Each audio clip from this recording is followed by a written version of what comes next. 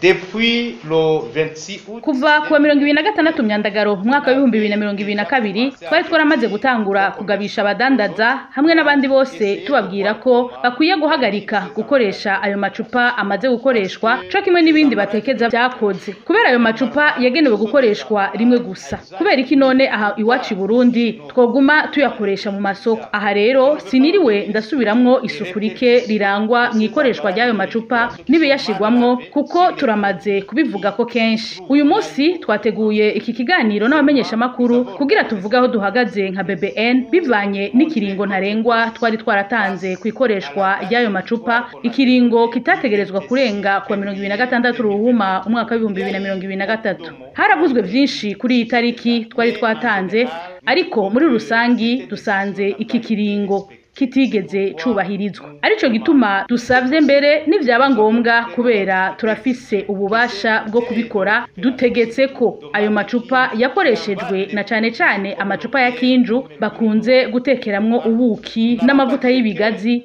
ko ahagarikwa gukoreshwa nitwovuga ko tugiye kongera ikindi kiringo kuko ico twatanze cararenze kera ariko dushaka kubikorana ubwitonzi n'ubwira kubw'ivyo dusavye abo vyega bose ko gushika mu mpera z'uku kwezi kwa ntwarante atacupa ryakoreshejwe ryosubira gusangwa mu isoko.